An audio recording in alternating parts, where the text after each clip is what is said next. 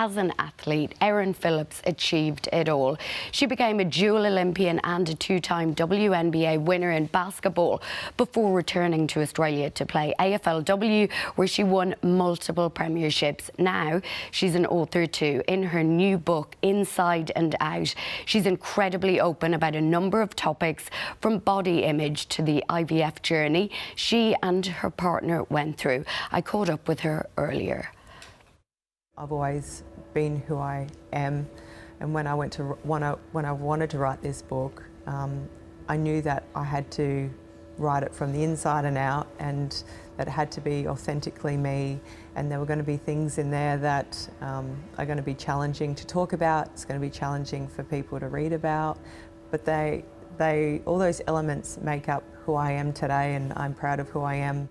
Let's talk about some of the issues you're really open about, which I think will really help women. You talk about being body conscious in your Opals uniform. Now, to me, as a reader, I find this so shocking because you are an athletic goddess. It's so important for people to know that nobody's immune to different challenges. We all go through it. Doesn't matter how successful you are or what you've done. For me, I had a terrible time in a point of my life where I was so fixated on my body. Even though I was super strong and I should have been appreciating my body for what it can do, it was always about what it looked like, and I had this, I don't even know what I was trying to achieve, but everything was so centralised around my stomach, wanting to have, flat abs. And yes, we had to wear bodysuits at a young age, and there were all sorts of challenges that I went through, and being super self-conscious wearing that uniform. And it was a really dark time. I was reverting to diet pills. I wasn't eating properly. I'd have moments where I wrote in the book, which was very hard to write about and very confronting, but I remember standing in front of a mirror and just wishing I could cut my stomach off with scissors, and knowing, thinking that all my issues in life would go away. But I finally got out of these dark times and started appreciating my body for, like I said, what it can do rather than what it looks like. What do you say to women, to girls who are having those thoughts? Focus on how amazing our bodies are because of what they can do, and not because of what we look like. We're custom made, right? So nothing should look the same. We have incredible bodies.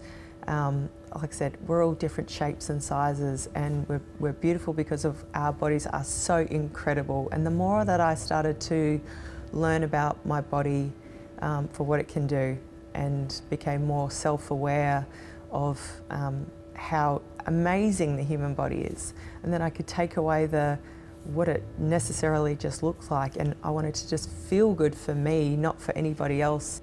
You also open up on your IVF journey with the love of your life, Tracy.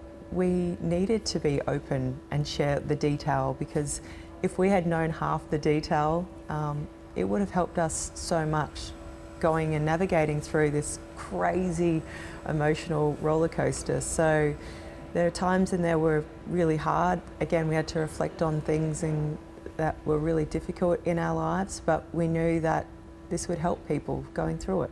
Erin, huge congratulations on the book, and thank you for your time. Thank you so much for having me, Catherine. And if this segment has raised any concerns for you, support is available from the Butterfly Foundation by phone or the website.